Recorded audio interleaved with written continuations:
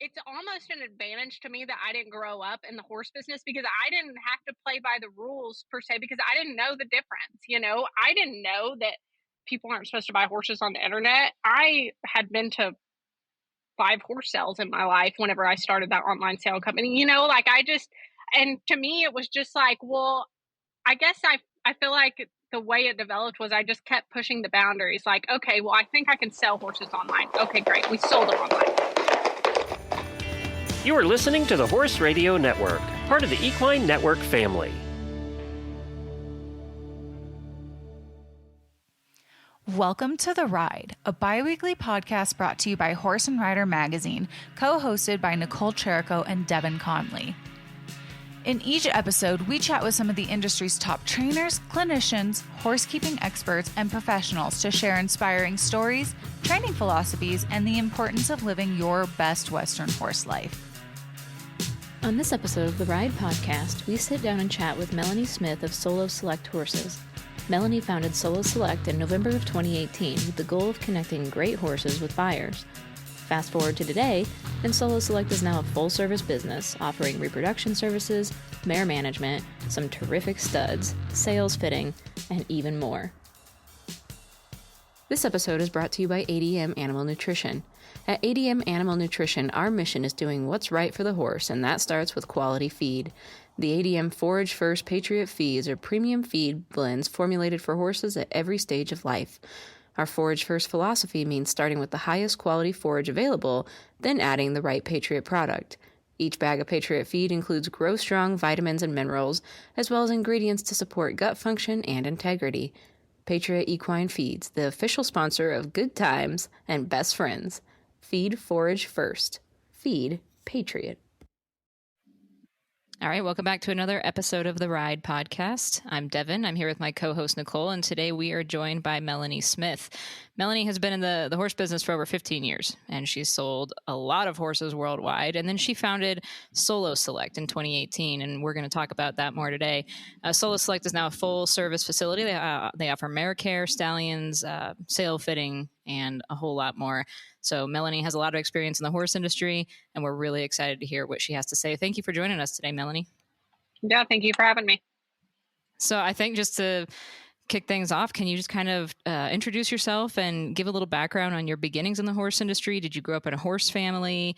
What did that look like for you as a child? Yeah, so I did not grow up in a horse family at all. Loved horses from day one. My earliest memory of horses was at a rodeo. My parents took me to the Henrietta Rodeo, and we were driving past the rodeo queens. And I very specifically remember getting on the ground floor of our van and throwing an absolute fit because I wanted to be a rodeo queen right then. Like, I didn't know anything about riding and I didn't know anything else, but I saw the sparkles and they're waving and I thought that was for me. And so that was my earliest memory of horses. I grew up playing a lot of sports and didn't get to ride a lot. My parents got me riding lessons for, a couple months when I was in first grade, but then it really started for me when I was 10 years old.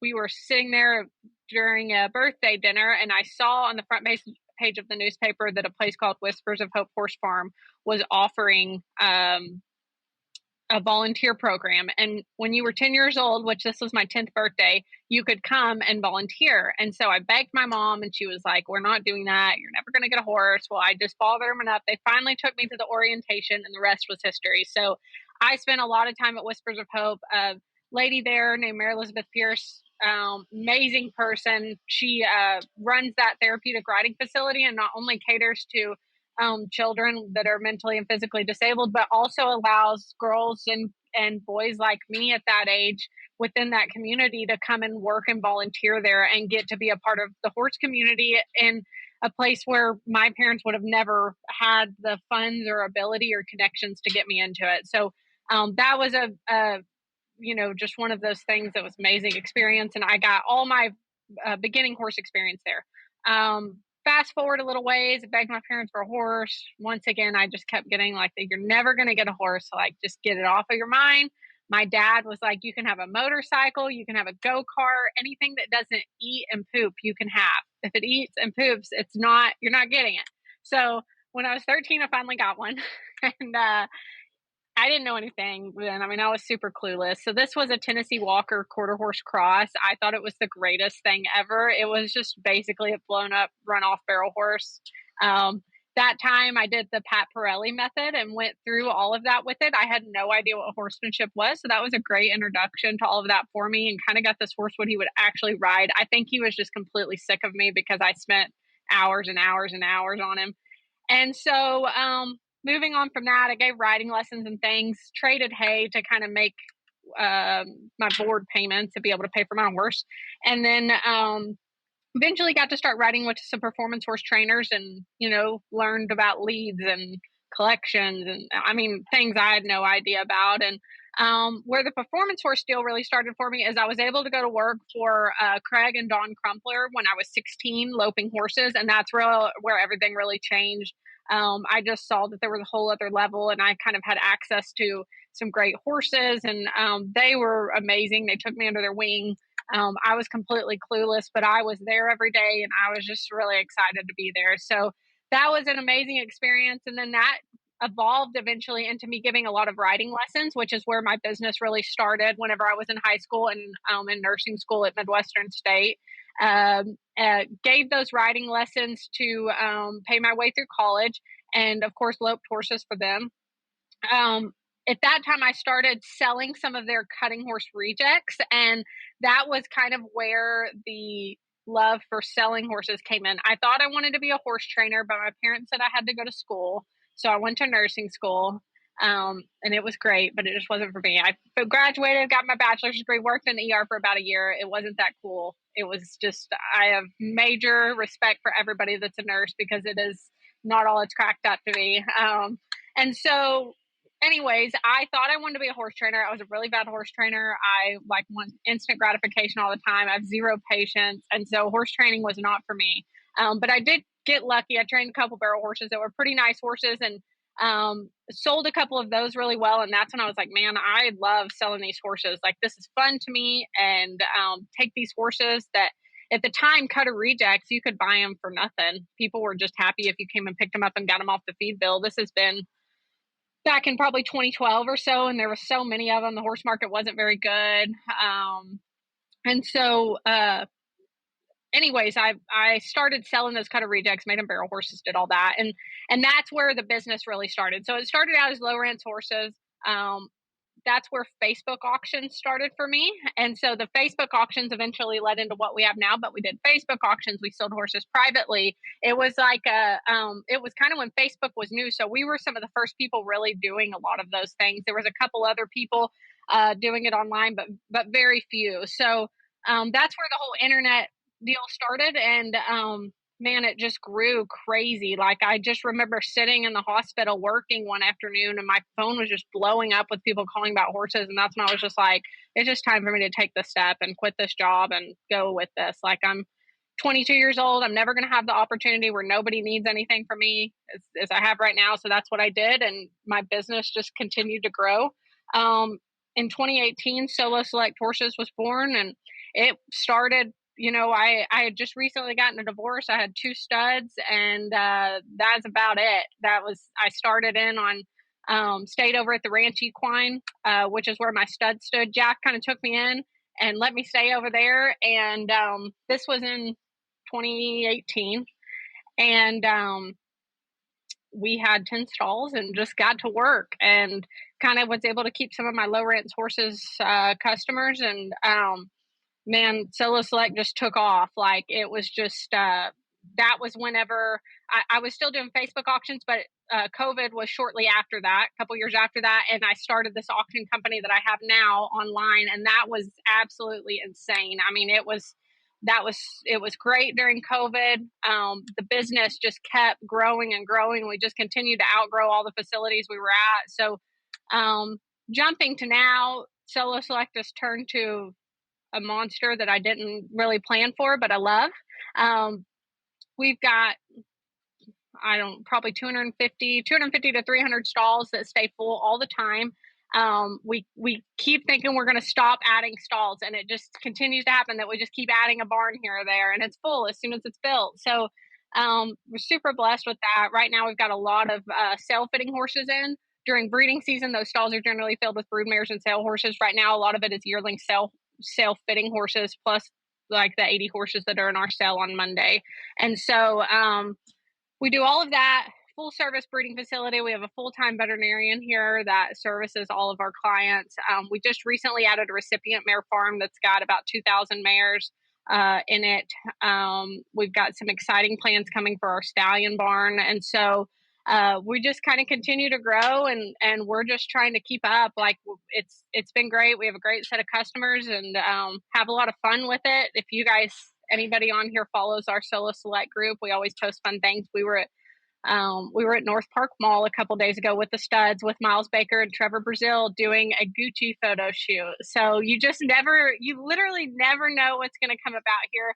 Today we were shooting a fun little TikTok commercial type deal for our horse in our cell themed around Barbie. We have a metallic cat mare with a 3-foot long mane, and she's beautiful. And we thought, what a better time to do a Barbie TikTok, So we've got bows in her hair, and it's like I get to live my childhood dreams. We get to do all kinds of fun stuff. So we work really hard, but our team has a lot of fun. We do a lot of off the wall things too, and we have a lot of fun with it. I literally saw that TikTok last night of the Gucci. You guys were in the mall, and I was going to ask you about that because I do photography, so like it just kind of piqued my interest because I was like, well, that's cool. Yeah, it was super fun. They called out of nowhere last week, and they were like, "Hey, this lady said that you are up for almost anything, and we need a stallion to come to North Park Mall that's gentle enough to walk inside the mall on the wax floors and stand in front of the Gucci store to get a picture taken by this world famous photographer." And I'm like, listen, you called the right person. We got this. And so Miles Baker and Trevor Brazil, they are almost always up for all of my wild ideas. And we have this stud, Kilo is what we call him. And he's a 4-year-old that's won about 60,000 or so far. He's a really nice horse, and he's real pretty. So I was like, I have the perfect horse. Miles and Trevor came along. We had a ton of fun with it. So anyways, we're excited to see the finished product. So let's talk a little bit about Solo Select. You've already kind of told everybody how it was created, how you kind of found your passion for it. Obviously, it has grown into the monster that it is today. But when you had originally started it, you kind of honestly kind of modernized the way that we're doing horse sales. And, like you said, you do a lot of it online. Can you kind of talk about the process to build something like that and then kind of flip it on its head and kind of change how we do that, right? Because I feel like pre-COVID, most sales were in person or at major events and stuff, but now we're seeing a lot more online, specifically from your company. So, I think the key is I hate to say this, but there's not a lot of people my age coming up that want to be in the horse industry full time, so you have somebody like me that comes up, I'm ate up with it. I love doing this. I'm hungry to be successful in it, and I'm looking for ways to do it. It's almost an advantage to me that I didn't grow up in the horse business because I didn't have to play by the rules per se, because I didn't know the difference. I didn't know that people aren't supposed to buy horses on the internet. I had been to 5 horse sales in my life whenever I started that online sale company, and to me, it was just like, well, I guess I feel like the way it developed was I just kept pushing the boundaries. Like, okay, well, I think I can sell horses online. Okay, great. We sold them online.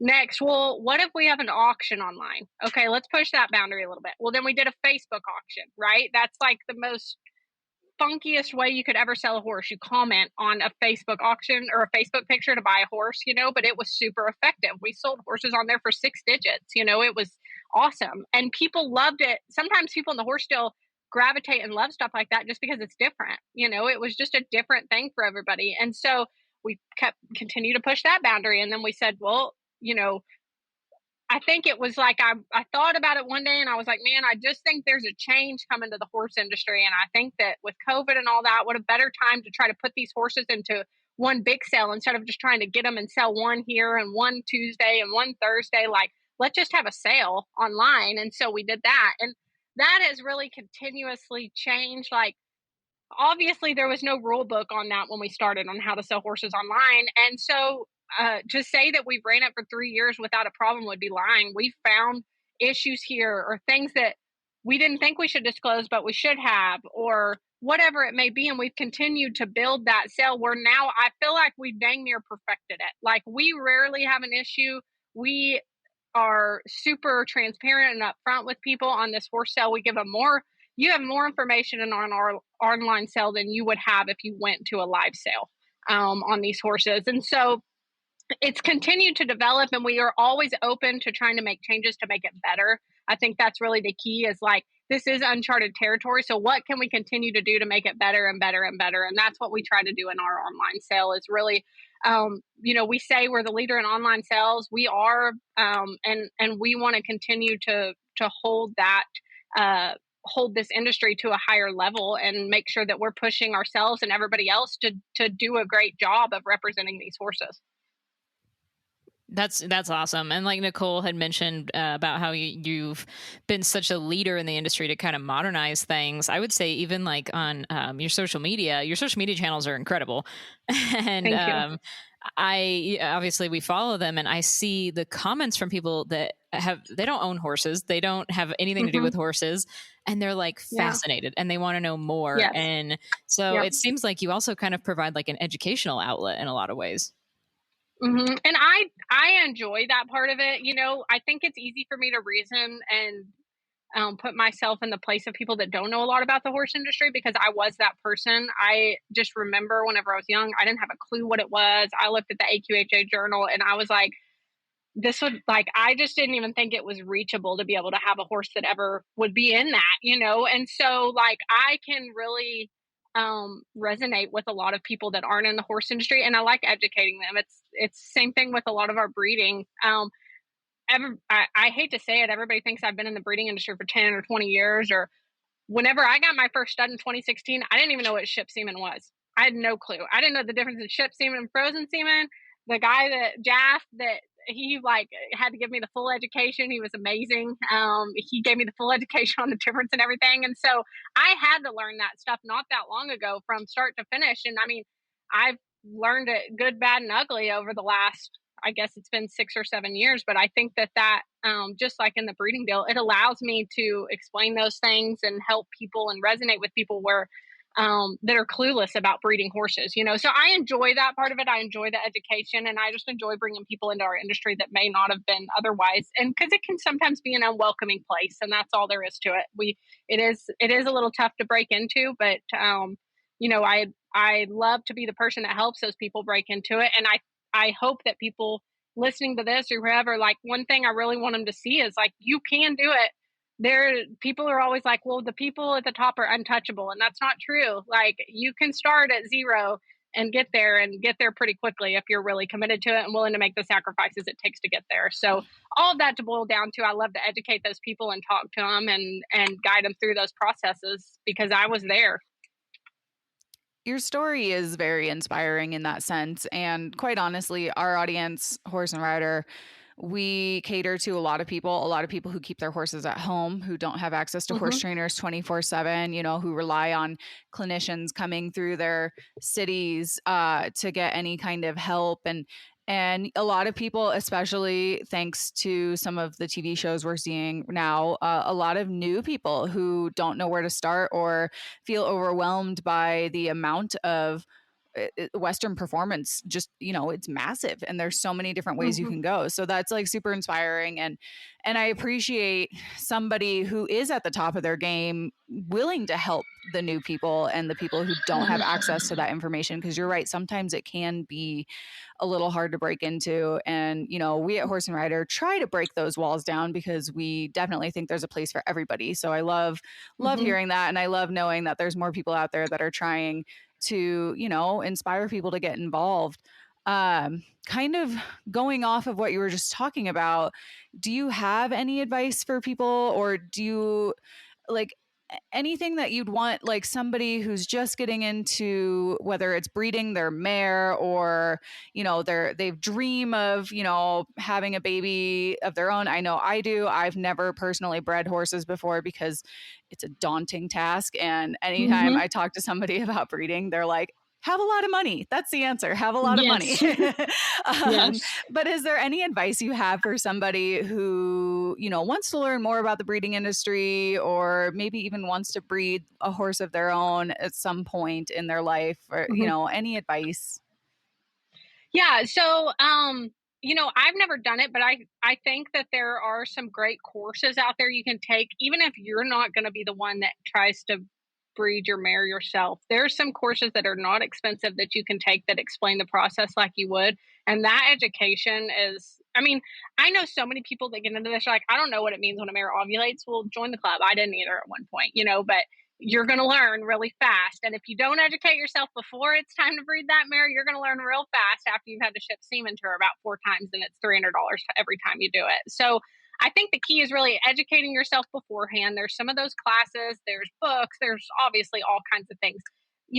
Ask your local vet if you can go spend some time up there just following them around during breeding season. Just learn a little bit about it. There's breeding, if you want to get into it hardcore, there's breeding facilities everywhere that always need help. And that's the key. If you can go work at a breeding facility for a year, you are going to be more educated than 99.9% of horse owners. And it will save you so much money down the road just to have that basic education. So I think those are, depending on how committed you are, whether it goes from reading a book or taking a course to going and sacrificing 6 months of your life to work at a breeding facility. It just depends on what how much you want to sacrifice to do this. But that, the other thing is finding a stallion with good semen and a stallion station that's good to deal with. The Ranch Equine is where I've stood my studs. Jaff he is the best person in this industry at talking people through issues with breeding and dealing with people that don't have a clue. Like, he is just so patient and so good with those people. So the ranch stands a number of studs at multiple different price points. And man, I would tell anybody that wants to breed their mare to give those guys a call and talk to him. And they deal with vets all over the country. Let that stallion station tell them which vet, they've had good luck shipping semen to that's gotten mares in foal, because there's a lot of vets that breed 1 or 2 or 3 mares a year, and this is no disrespect to them, but it's just tough for them to get those mares in foal when they don't have that day-to-day practice. You're better off paying a little more, sending them to the guy that breeds 300 mares a year than you are trying to haul them back and forth to your local vet that breeds 1 or 2. And so Jaff and them, or whoever, whatever breeding facility you decide to use, can usually send them to the right vet. And I think that's a really important factor too. But you just got to plan for the worst, because the trick isn't always just getting the mare in foal. It's keeping the baby alive. And, it's a big task. So it's a big commitment. It's a big task. And this isn't just say to discourage anyone from it, but you do need to make sure you have a budget set aside that's appropriate. Don't overspend on your stud fee. You don't have to breed to metallic cat the first time you breed a mare. Go find a nice stud. There's a lot of studs you can breed to for just a little over the shoot fee. That's a great place to start, where you're not blowing your budget on the breeding fee. So, don't blow your whole breeding budget on the breeding fee. Find the right vet, find the right stallion station, and you'll be fine.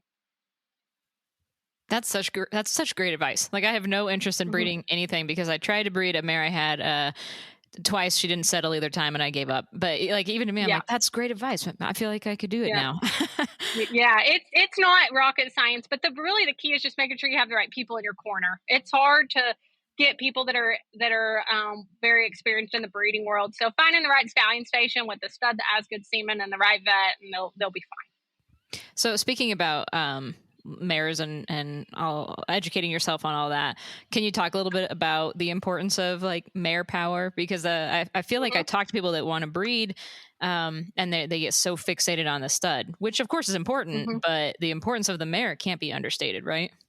Sure. So I think it's kind of a different, it depends on the caliber of foal you're breeding, right? Like, if you're breeding something because you rode this mare for forever and you love her, there's nothing wrong with that. And this is not to, tell people you shouldn't do that. But a lot of people do place all of the, they think that if there's a bad baby by a stud, it's all the stud's fault. Well, what kind of mare was it out of? Was she a bronc? Is that why she's a brood mare when she's 3?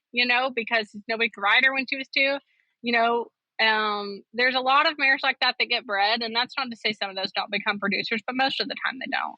And so, just picking a mare that is made, formed to function. Like, I think that's the biggest thing, is like, pretty always sells, color always sells, and we all can agree on that. But you've got to have a mare that's made correct to do whatever job you're deciding to do, whether it's run barrels or whatever that may be.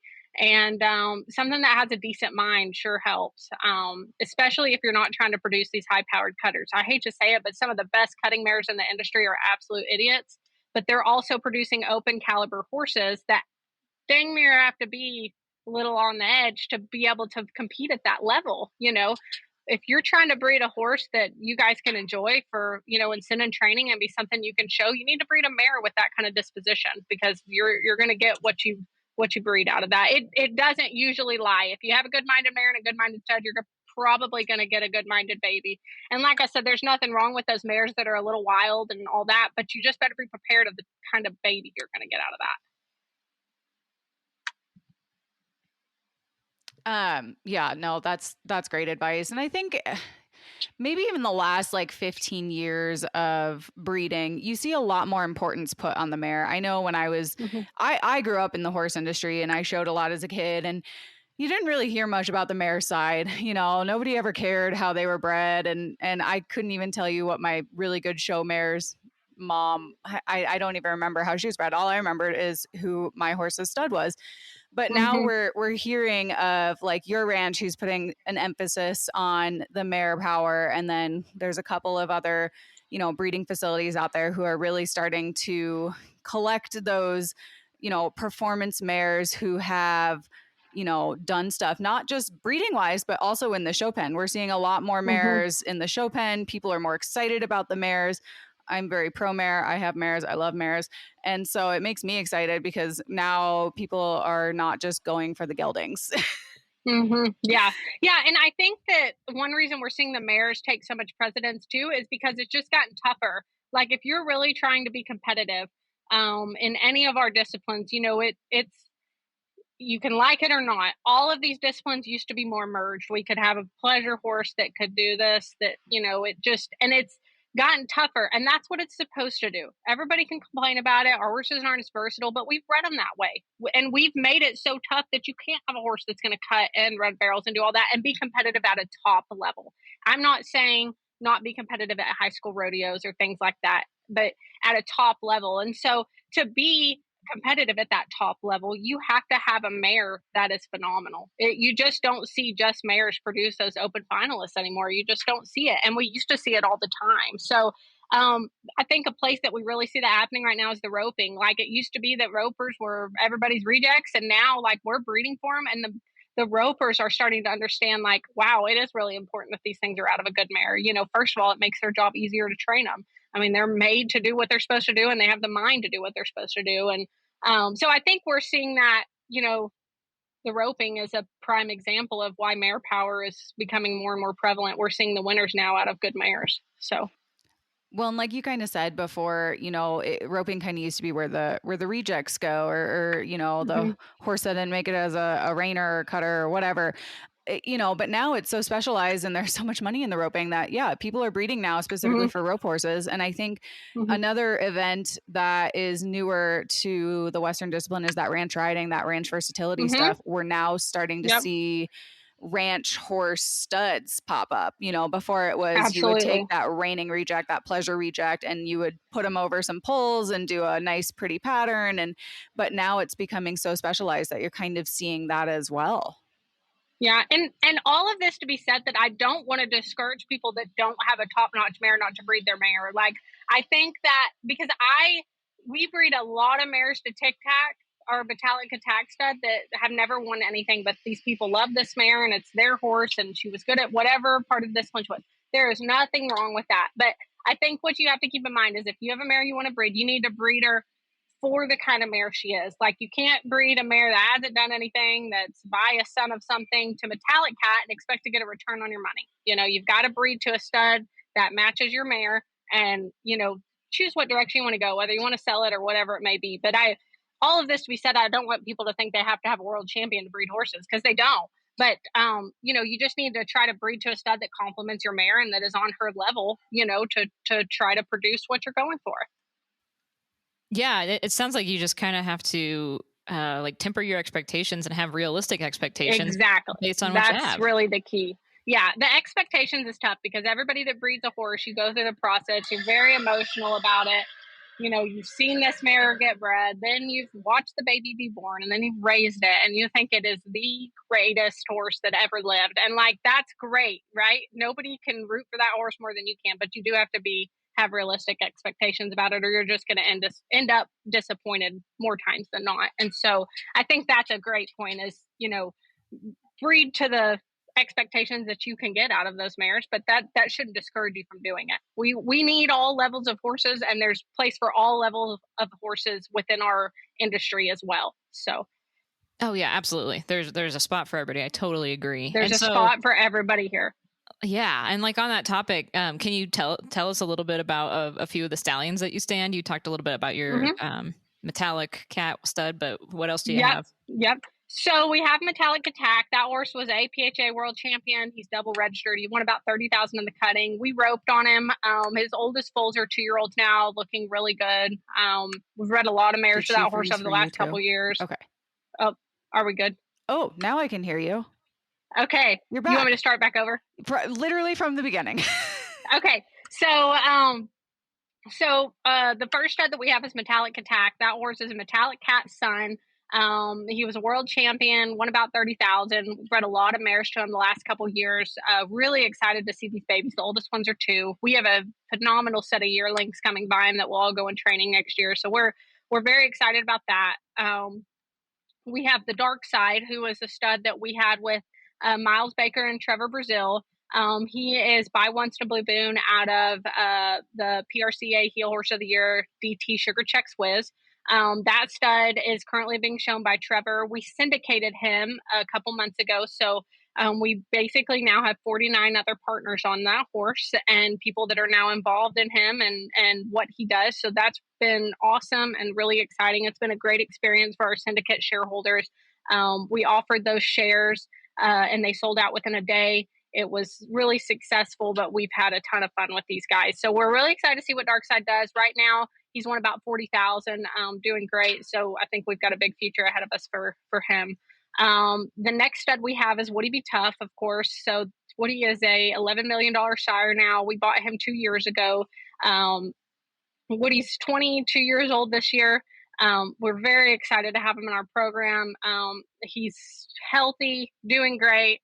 We're seeing the horses win across all disciplines, which has been the most exciting thing for us with him. He's got cutters and cow horses and rope horses and ranch pleasure and everything in between. So that's been fun. And he's doing great. The newest stud that we have is a horse named Pride and Joy. We call him Kilo. He is a Stevie Ray Vaughan out of a Pepto mare. That colt was actually born and raised here at our place, sold, went through Chris Dawson's program, made the Open Futurity Finals with him, won about 50,000. We bought him back with Miles Baker and Trevor Brazil. Those guys are showing him, loving him. So that's our newest one coming up. That was the Gucci horse the other day in the mall. And then we've got some other young studs coming up that are just kind of tucked away right now. We'll see how they come along and see if they make the cut for true stallion prospects. But we've got some really exciting ones coming up kind of in the pipeline. So on top of the breeding and the standing and all that, you guys do a lot of yearling fitting. You're training a lot of young ones to hopefully go on to have really great, lives with other owners. Can you kind of talk a bit about that side of your business? Was it kind of something that came after, with like bringing them up? And it sounds like you guys have tons of horses that you are bringing up. How did that kind of come to be? So our program has really changed because a couple years ago, I raised a lot of horses. I mean, I say a lot, 30 to 50 babies of my own. I've cut it back. I think this year I had 8 born, and it's purely for the fact that we've been completely out of recips for the last 2 years. And when I tell somebody to buy a mare and that we want to do the breeding work on them, I can't steal the recips from them because there's a limited number. So that's kind of put a damper on the breeding program here, but it's, I've got to take care of my customers first. And so we raise about 100 to 150 babies here a year that are born here. And then I would say maybe 80 of those stay with us through until they're yearlings. And then, so that's an exciting part of what we do. I'm really involved in that with my customers. I talk to a lot of them Often, I coordinate with them on the breeding plans and consult with them and do all of those things to kind of help them make the breeding choices that fit their goals. And so it's fun to be a part of that. Not only do I usually get to help them buy the mare, I get to help them choose what we're going to breed them to. And then we get to see those babies on the ground, decide what we're going to do with them. Most of these people buy these horses as an investment. So we sell a lot of these as babies, yearlings, or embryos. But we're just really in this was in 2018. The breeding really kicked off for us about in 2020. We were breeding some in 18 and 19, but 2020 was really the big year where we had a lot of customer mares. So our biggest crop of Solo Select raised ones are really 2-year-olds right now. So we haven't gotten to really partake in all the fun yet of seeing them be winners. But we're excited about that. We have a lot of them out there, and a lot of them have gotten into really good programs. And so we're pumped to see what they do, since we got to be a part of them from the very beginning. Yeah, that's an exciting next few years coming up to see how that all turns out. That's going to be awesome. Now Devin's frozen. Other than looking forward to that, did I freeze? Oh, now you're back. Okay, because you guys are frozen. We got you you now. You also have to start from the beginning. I'll start from the beginning. That's going to be a couple of exciting years coming up, just to see how all that plays out and get to see them go from just the ground up, basically. Yes. Other than that, what other exciting things is in the future for Solo Select? Well, we do not currently have a stallion station, but that is something that we are actively working on that I think is going to be very exciting if everything comes to fruition like we think it's going to. So I can't talk too much about it now, but if that comes together like it's supposed to, it's going to be really, really exciting. So we're really looking forward to that. That's kind of the next step in what we're doing. The reset farm was a big step. That's been a learning curve. I've never had 2,000 mares in a herd setting at once, and it's a whole different life. Like, it is very, very interesting to see how those mares interact with each other, how they coexist together. We have herds of mares, but there's like 15 mares together, and it's not that all 2,000 mares are in one spot together, but you put a set of 100 to 150 mares in one place, and they have to run up and come up and get to the pens, and it's very cool, but it's very interesting. So that's been really fun. It's been a cool experience to see those mares and how they go and get this breeding and reset facility kind of in tip-top shape like the rest of our places. And so that's been a big project the last couple months, but we're really looking forward to that. We have a great guy hired to manage that, another really good guy to manage the reproduction part of that reset facility. It's its own standalone facility from everything else. So that's exciting. And then our studs were, we syndicated Dark Side. That was cool. That was earlier this year. That was we've had a lot of projects this year between Select Genes and syndicating Dark Side, buying a reset farm. But Kilo's kind of our next project. So we haven't decided what we're going to do with him yet, whether he's going to be syndicated or we're going to stand him. But I think a lot of people are kind of waiting on the edge of their seats for that. That horse has really made a showing for himself the last couple of weeks at the roping. So everybody's been really interested to know what our plans are with him. So I think the stallion station is really kind of what we're looking forward to the most and seeing where all that goes. I think my biggest question for you is, how do you manage that? How do you do all of that? So I have an amazing team. I really do. Like, it's taken several years to get the group of people that we have now together, but they're awesome. I have Happy, that's our general ranch manager and kind of my right-hand person. She's awesome. I stole her from my vet. I don't think that he's let me live that down yet. But Dr. Oliver donated her to the cause because I really needed some help back in 2019. And she came on and she's been amazing. So she kind of helps everything go day to day. Laura Bell in the office and Cody. And we have a whole crew of people that are just awesome. And so I didn't really, you hear it growing up, and I didn't go to business school, so I didn't know the difference. But everyone's like, oh, your team, that's what makes these things successful. At the horse places, it's 100% the team. I don't care if it's a horse trainer, a breeding facility, whatever it is. You see a horse trainer lose their 2-year-old guy, you don't see them in the open maturity finals the next year. You see a breeding facility that loses their vet or their office manager, you don't see pregnancy rates as good the next year. Like, those things, the people are really the key. And so that's how I keep up with it, basically. I don't know that I always keep up with it, but I run around and give it a good try every day. But and then Ty Smith kind of keeps everything. He's really stepped up, and he takes care of a lot of the operations as far as buying hay and the logistics of all that. And that's a huge deal. just buying the hay and the feed for this place and making sure that we don't run out with 400, not including the recips. We have 400 to 500 head on feed at all times. And then we've got to feed 2,000 recips. I mean, it's dang near a full-time job just to make sure we have the hay contracted correctly. So it's a huge operation with a lot of things that go, and it takes a big team to do it. And we just think we have the best one, and we try to take good care of them, and we have a lot of fun. If you see our Facebook, you see, but that's really how we keep up with all of it. Well, and truly, you guys are such leaders in the industry, and it's just been wonderful to get to talk to you and hear your story. And I think people are going to love this episode because you're self-made, and you just coming from a background that's not in the horse industry and getting to where you are now is truly incredible. And it's a great team, but you've also just put in so much hard work. So where can people follow along with the Solo Select journey? Because truly, your social medias are amazing. Thank you. So at Instagram, TikTok, we're active on both. Instagram, TikTok, Snapchat, all those things. You can look up Solo Select and we're on there.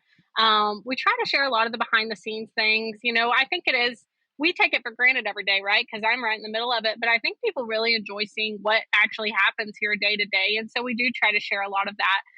We have a very active group on Facebook called the Solo Select group. You can join that and become a part of it. We post a lot of sale horses there, but we post a lot of interactive content. We do a lot of giveaways. We do lots of fun stuff on there too. So I encourage anybody that's watching this to get on there and come join us and watch what we do. And I love seeing people that want to be more involved in the horse industry. And it's awesome. We need to try to cater to those people and bring them more down here and get in our area and come get in the midst of it. And I hope those people do that. But there's never been more opportunity in the horse business than there is right now, ever. I promise you, there has never been more opportunity. So if you are ate up with it and you want to make the life sacrifices it takes to come down here and spend 2 to 5 years learning this business, it can pay off big because there is so much opportunity in it right now. Well, I, for one, love your social medias, love the behind the scenes, love seeing everything that you guys are doing. And in fact, I think it was probably like 8 months ago when I first saw your stuff and I was like, wait, who is this? And then I scrolled, I'm like, oh, okay. And I follow immediately. It's awesome. You guys, whoever your social media person is, crushing it. So for sure, if you that's Summer. It's not me all the time. A lot of times I come up with the crazy ideas, but Summer executes them beautifully. So I would love to take credit, but it's most of the time it's not me. Well, it's fantastic. I'm joining your Facebook group now as you speak about it because it sounds like such a great group as well. So thank you so much for coming on and speaking with us. Sure. We thoroughly enjoyed talking with you. We love your story. You're an inspiration to the horse industry. And I hope somebody who's listening today who is new to the horse industry or afraid to get out there and do what they really want to do within the horse industry, I hope this is the inspiration that they need to do it. Yes, I do too. Like I said, I love seeing people that don't have anything to do with it, that want to, telling you guys, get in the middle of it, just jump in, and there's a huge payoff. Not only can you do something that you love, but there's just never been more opportunity. So take that opportunity now, because it may not always be like this. That's right. Jump in. Yes. Well, thank you so much for talking with us today, Melanie. Yes. Thank you, guys. Thanks. This episode is brought to you by ADM Animal Nutrition, Patriot Equine Feeds, the official sponsor of Good Times and Best Friends. Feed forage first. Feed Patriot. Thank you guys for tuning into the Ride Podcast. We hope you enjoyed this episode, and please be sure to subscribe wherever you listen to podcasts. Follow Horse and Rider Magazine on social media and find us at horseandrider.com to see all the cool things that we're up to. And if you have any comments or questions, please be sure to hit us up at horseandrider@equinenetwork.com. We want to hear from you guys. And if you like what you're listening to, please be sure to leave us a review on iTunes.